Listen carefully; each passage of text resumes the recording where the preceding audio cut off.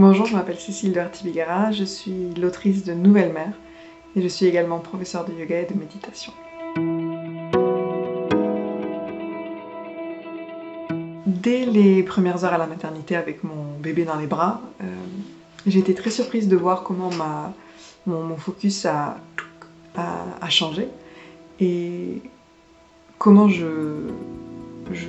consacrais et je dirigeais 100% de mon énergie et de mon attention à mon bébé, à ce qu'il soit en bonne santé, à ce qu'il soit en sécurité, à ce que je puisse répondre à ses besoins, apprendre à le connaître. Et en même temps, un effacement, un oubli absolu de mon corps et de ses besoins et de ma santé mentale et de ses besoins. Et ça, je l'ai senti très fort et ça m'a fascinée, ça m'a fait peur, ça m'a complètement bouleversée. Ce que je trouve intéressant avec la peur d'être une mauvaise mère, c'est que vous demanderez à la plupart des pères et ils n'ont pas peur d'être un mauvais père. On reçoit beaucoup de remarques en tant que femme, quand on est enceinte, quand on a un enfant, sur ce qu'il faut faire, sur ce qu'il ne faut pas faire. Parfois des remarques absolument blessantes et qui nous traumatisent et qui nous marquent à tout jamais.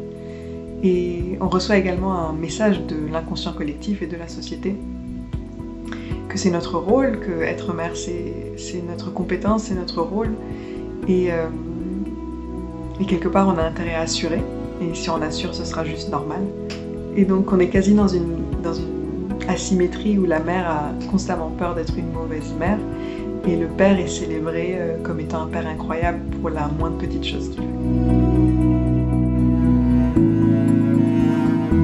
Je ne me suis pas sentie en compétition avec les autres mères, je me suis sentie constamment en comparaison avec les autres mères. Mes yeux étaient comme un radar qui tout de suite percevait les autres mères que je croisais dans la rue et je regardais un peu comment elles étaient habillées, qu'est-ce qu'elles faisaient, est-ce qu'elles avaient l'air d'être en train de travailler ou de pas travailler.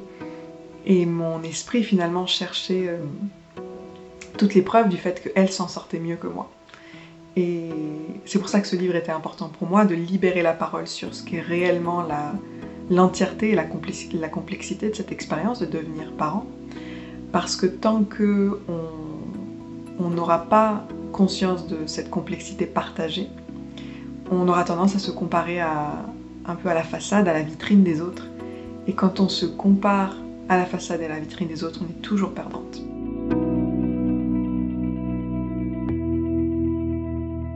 Quand j'ai senti l'énormité de ce qui se passait, de cette transformation comme aucune autre que je n'avais connue avant, je me suis dit, hors de question que tu passes ça en serrant des dents et en essayant de fuir ce moment, il faut que tu t'arrêtes. Heureusement, la personne qui m'a accompagnée, la thérapeute qui m'a accompagnée, m'a transmis cette notion de deuil. Et c'est une émotion très lourde et très difficile à ressentir. Et parfois on n'a pas le temps, on n'a pas envie de vraiment s'asseoir avec tout ce qui est en train de mourir, toutes les choses qu'on aurait aimées pour soi et qui ne pourront pas avoir lieu, ou peut-être pas tout de suite. Dans le cas de la parentalité, la thérapeute m'a expliqué que c'était tout à fait normal que quand on a un enfant, notre vie d'avant meurt. Et une nouvelle vie commence. Mais il y a un moment de flottement entre les deux où on est uniquement conscient et consciente de ce à quoi on a dit au revoir et on n'est pas encore en mesure d'apprécier ou de comprendre ou de saisir cette nouvelle vie qui s'offre à nous. Et parfois on manque de repères, parfois on manque de soutien, parfois on est vraiment dans une situation de difficulté. Et chaque humain et chaque humaine qui traverse cette expérience de la parentalité devrait vraiment avoir le temps et le droit et l'espace de faire le deuil de certaines choses pour créer de la place pour ce qui vient, mais sans se sentir forcé ou sous pression par la société ou par les autres parce qu'on lui dit qu'il doit être 100% heureux de ce qui lui arrive, mais véritablement parce qu'il a pris le temps de s'asseoir avec lui-même, avec elle-même, et de faire un point sur comment il ou elle vit cette expérience. Je pense que ce qui m'a le plus aidé à aller mieux, parce que aller mieux c'est pouvoir être entièrement humaine, c'est d'avoir des conversations avec d'autres humains et d'autres humaines qui m'ont permis de sortir de cette transe mentale dans laquelle j'étais, où je pensais que j'étais plus bizarre que les autres, que j'étais inadéquate. ou que quelque chose n'allait pas chez moi, et de réaliser que j'étais complètement normale, et que alors que j'avais l'impression que j'étais hors du chemin, en fait j'étais pleinement dans le chemin. Tout ce que je vivais, toutes les émotions que j'avais étaient le chemin. Je n'étais pas perdue, j'étais au bon endroit.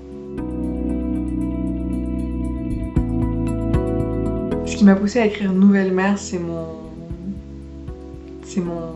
désir d'artiste de voir certains sujets qui ont été complètement oubliés ou traités de façon hyper superficielle ou simpliste, comme la vie d'une femme, comme la parentalité, comme la santé mentale, de voir ces sujets être abordés dans un livre en profondeur et avec toute l'ombre et la lumière qu'ils contiennent.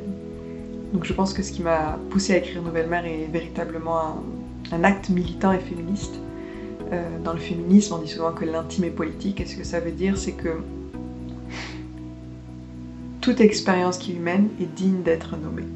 Et comme la voix des femmes a été tue, n'a pas été encouragée pendant longtemps et l'est encore, il y a plein de choses que les femmes expérimentent et pour lesquelles elles n'ont pas encore trouvé, eu facilement des repères artistiques pour les aider à se mettre en empathie avec quelqu'un d'autre, avec un personnage ou dans un livre, et à mieux se comprendre elles-mêmes. Donc c'était véritablement un acte militant et féministe.